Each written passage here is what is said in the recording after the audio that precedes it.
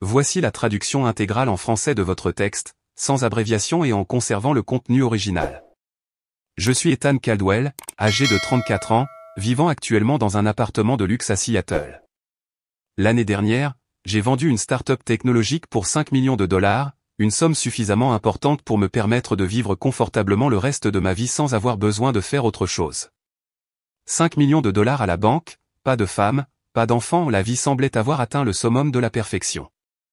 Mais non, la relation entre mon père et moi est la tache d'encre qui souille les pages de ce roman rose. Mon père, Robert Caldwell, était autrefois un éminent homme d'affaires dans l'immobilier, mais après une série d'affaires échouées, il est devenu amer et contrôlant. Non pas ma vie, mais mon portefeuille. À ses yeux, je ne suis pas un fils, mais une source d'argent ambulante. Ce matin, je me suis tenu devant le miroir, ajustant la chemise vert foncé que ma mère aimait. C'est son anniversaire aujourd'hui, et comme d'habitude, toute la famille se réunira dans la vieille maison en banlieue de San Francisco. J'ai pris une profonde inspiration, essayant de me débarrasser du sentiment lourd qui me gagne toujours quand je pense à affronter mon père, l'homme qui de toute ma vie ne m'a jamais serré dans ses bras, ne m'a jamais demandé si j'allais bien, et ne m'a jamais regardé autrement que comme un coffre-fort ambulant. En vérité, c'est encore bien plus gentil que la façon dont il me traitait quand j'étais enfant. Il était alcoolique, et chaque fois qu'il était ivre, il me traînait dehors et me battait. Sans raison, sans avertissement. Ces souvenirs sont gravés en moi comme des cicatrices qui ne guérissent jamais, et chaque fois que je l'affronte, ces cicatrices saignent à nouveau.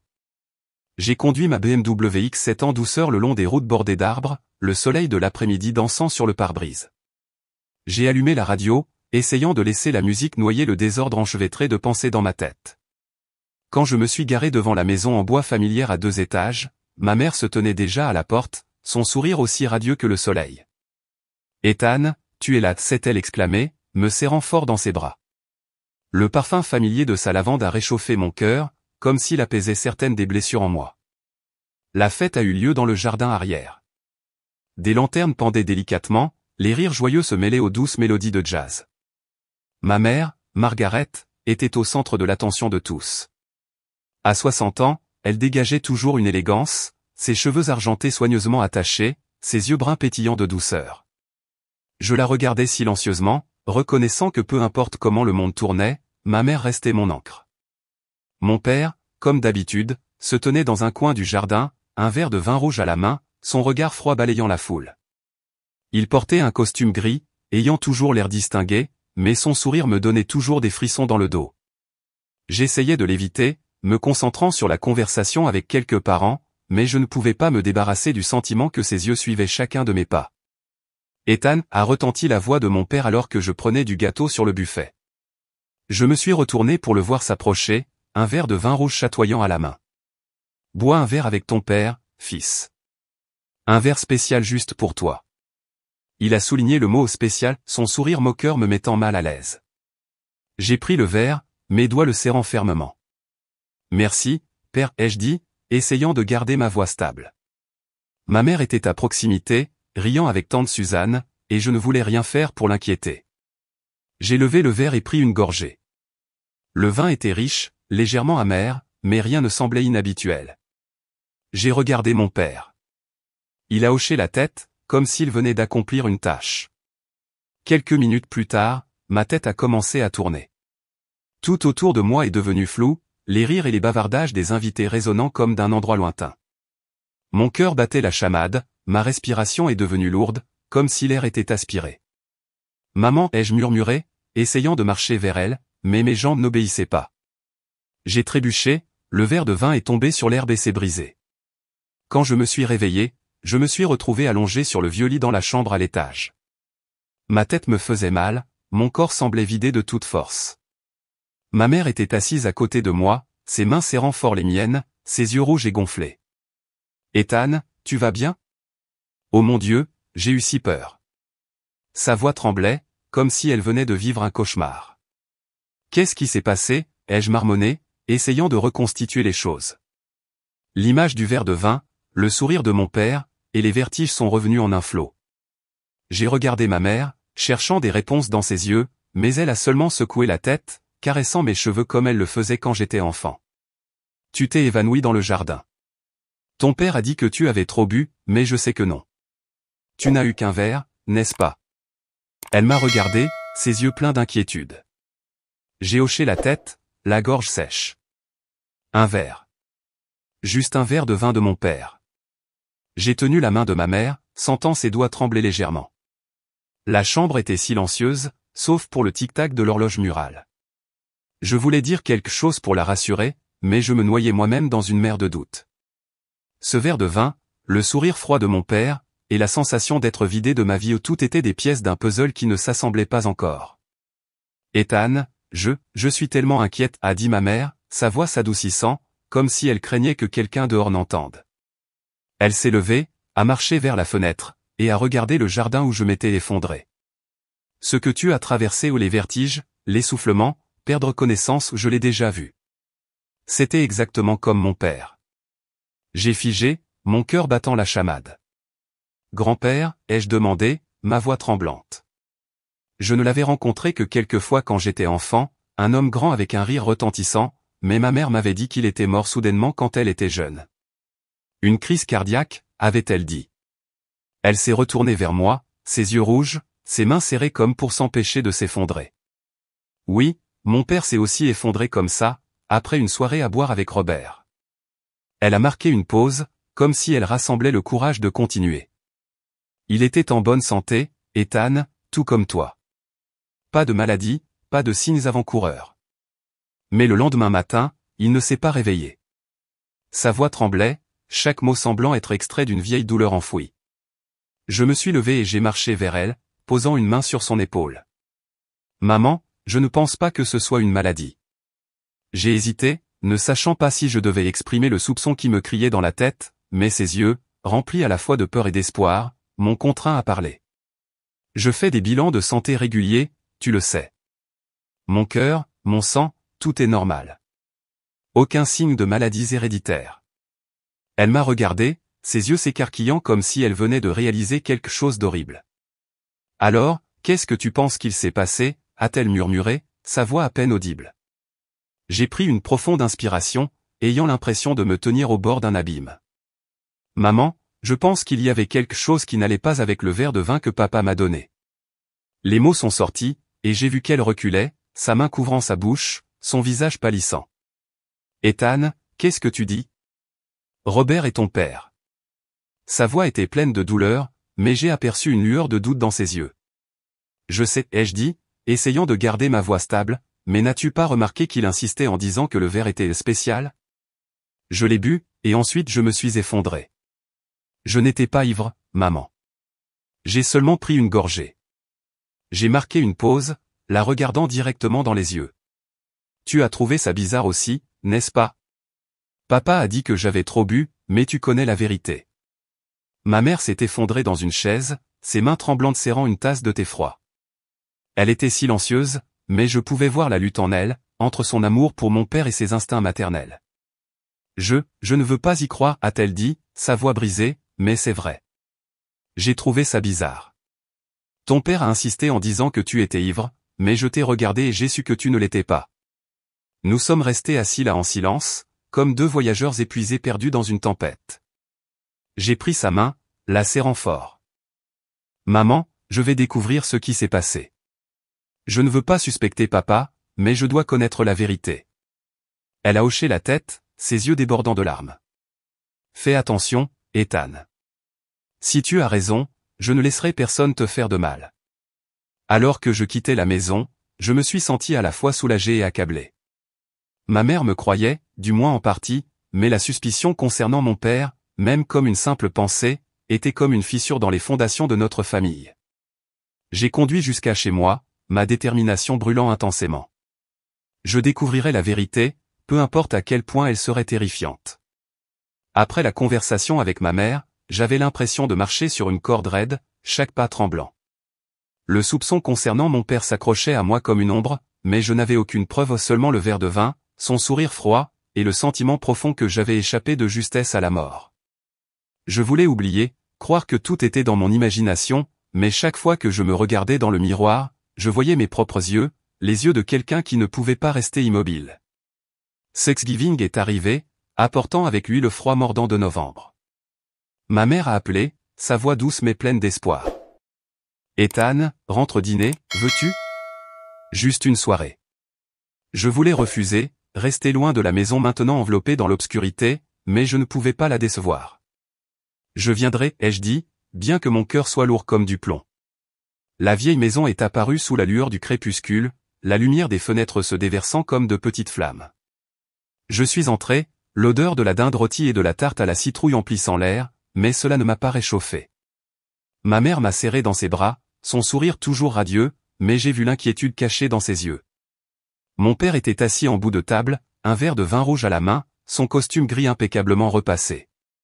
Il m'a regardé, son sourire moqueur aussi tranchant qu'une lame. « Ethan, tu te sens bien après ta chute dans le jardin ?»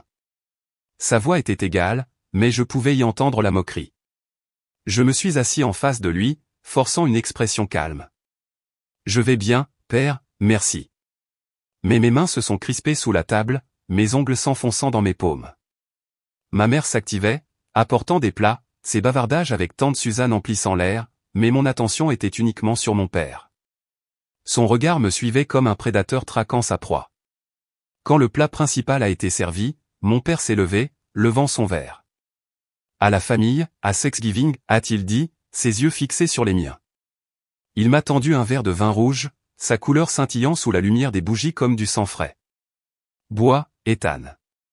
Celui-ci est spécial. » Le mot spécial a retenti, identique à la nuit de l'anniversaire de ma mère. Mon cœur battait la chamade, chaque instinct criant un nom. Je ne laisserai pas cela se reproduire. J'ai pris le verre, mes doigts tremblant légèrement. Ma mère était dans la cuisine, cherchant le dessert. Mon père me regardait, son regard provocateur.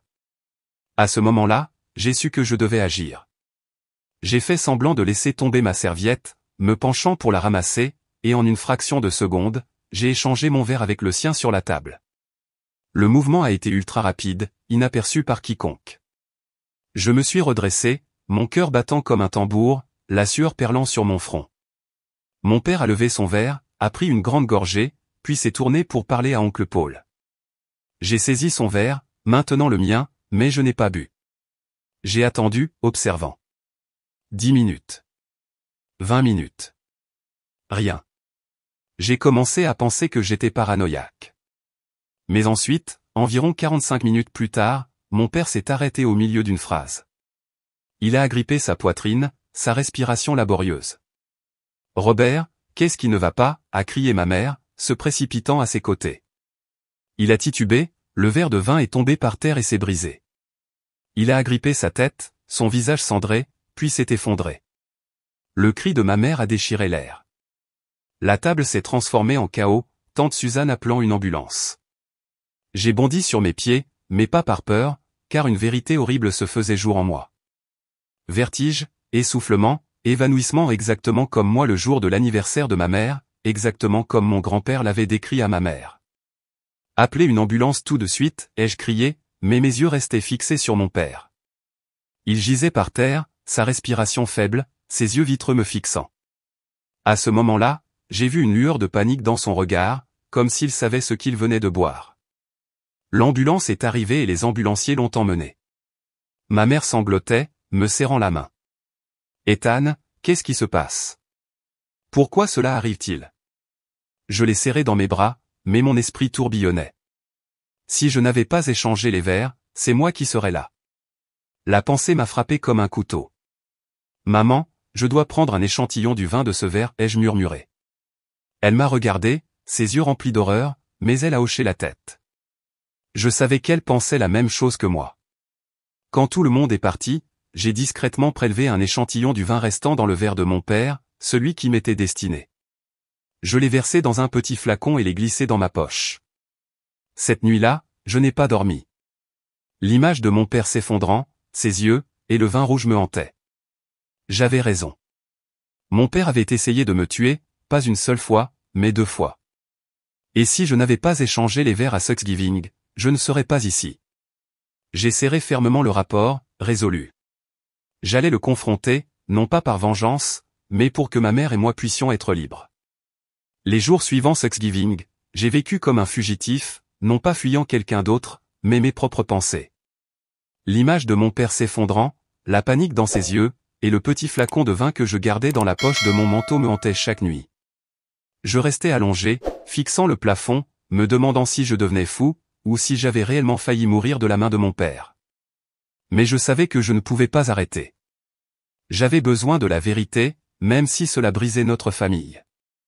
J'ai contacté un laboratoire privé à San Francisco, un endroit discret dont j'avais entendu parler par des amis de l'industrie technologique. Je n'ai pas osé envoyer l'échantillon de vin par la poste, trop risqué. Au lieu de cela, j'y ai conduit, le flacon glissé dans la poche de mon manteau comme une petite bombe. La technicienne, une femme d'âge moyen avec d'épaisses lunettes, m'a regardé curieusement alors que je lui tendais le flacon. Je dois le faire analyser pour toute substance inhabituelle, ai-je dit, essayant de garder ma voix stable. Le plus rapidement possible. Elle a hoché la tête, ne posant aucune question. 3 jours, a-t-elle dit. Ces 3 jours ont semblé être 3 ans. Je suis retourné à mon appartement, j'ai verrouillé la porte et j'ai tiré les rideaux, comme si j'avais peur que mon père n'apparaisse à tout moment. Ma mère a appelé, sa voix fragile. Ethan, ton père va mieux. L'hôpital a dit qu'il avait fait un choc, mais ils n'ont pas trouvé la cause. Sais-tu quelque chose? J'ai entendu le doute dans sa voix, mais je n'ai pas osé lui dire.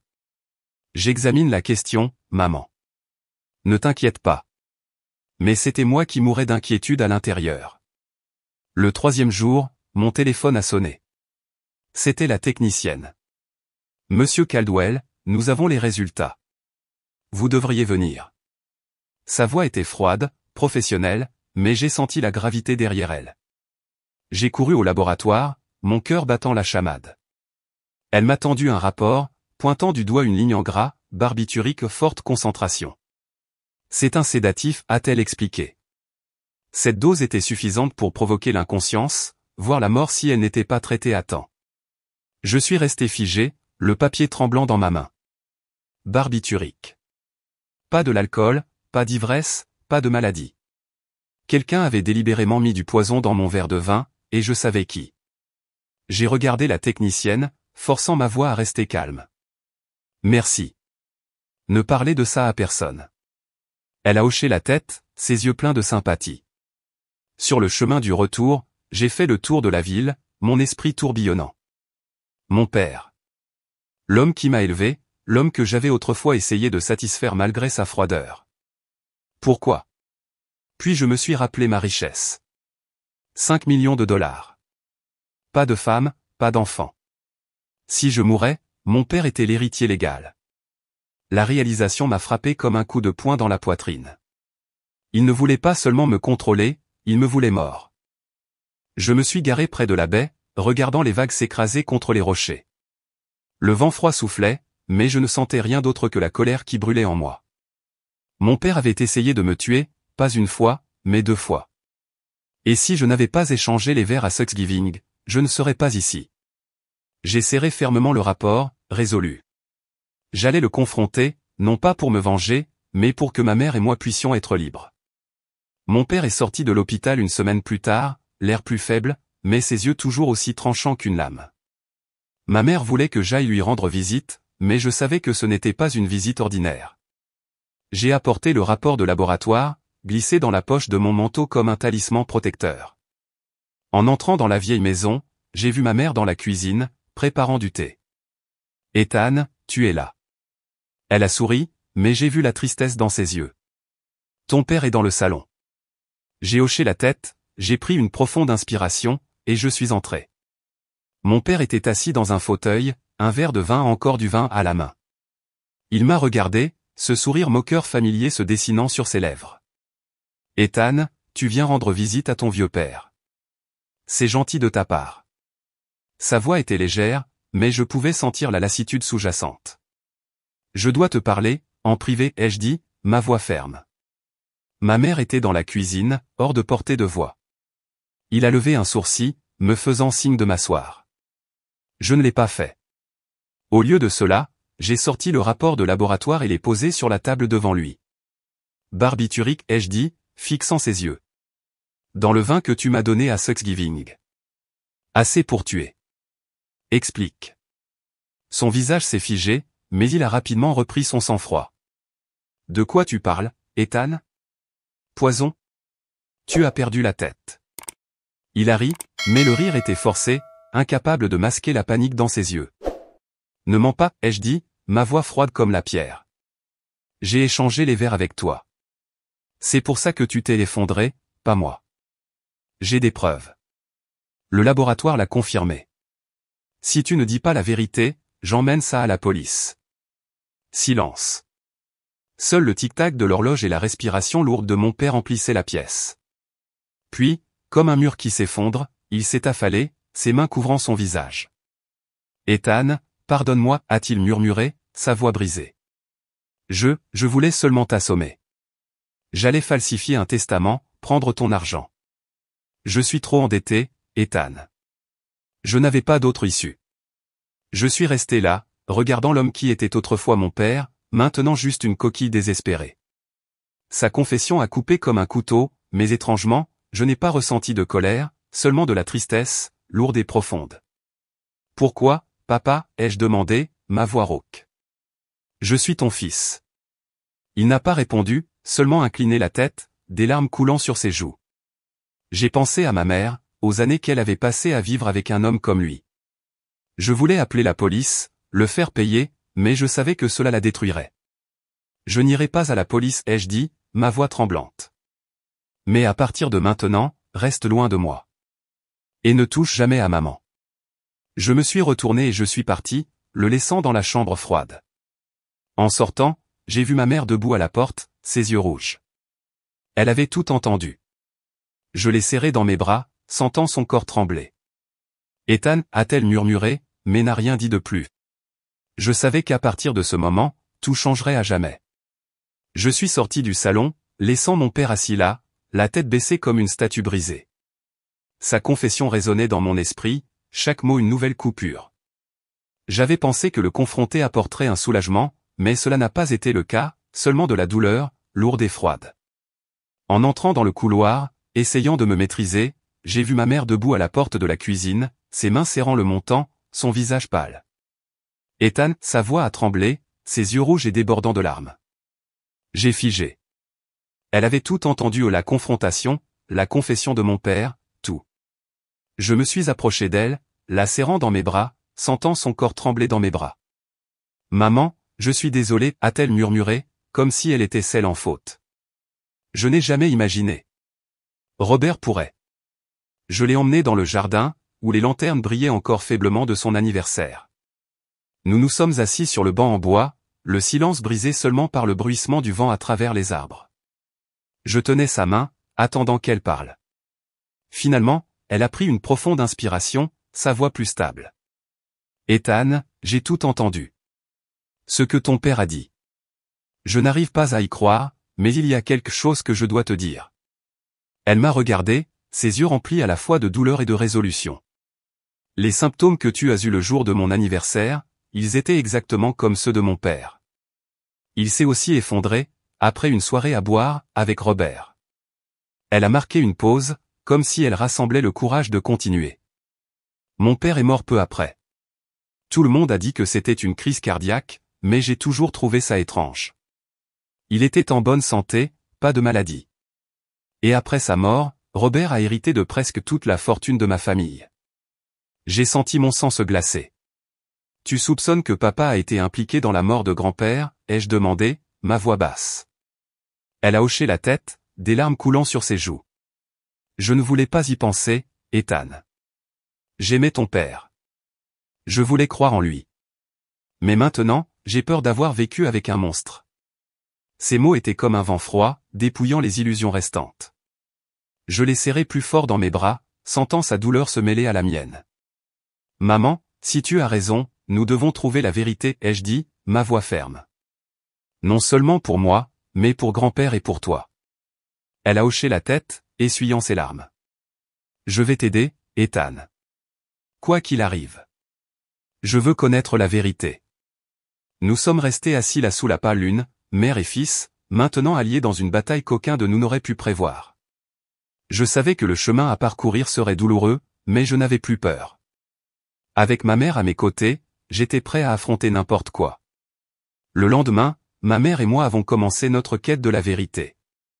Nous ne parlions pas beaucoup, agissant seulement comme deux soldats dans une bataille silencieuse. J'ai suggéré de commencer par le coffre-fort dans le bureau de mon père, où il gardait des documents importants. Ma mère a accepté, bien que je l'ai vu trembler en ouvrant la porte de cette pièce. Je ne suis pas entré ici depuis longtemps, a-t-elle dit doucement. Robert n'aimait pas que je touche à ses affaires. Le coffre-fort était dans le coin, un bloc d'acier froid. Ma mère se souvenait du code de leur date de mariage, un détail qui m'a poignardé le cœur.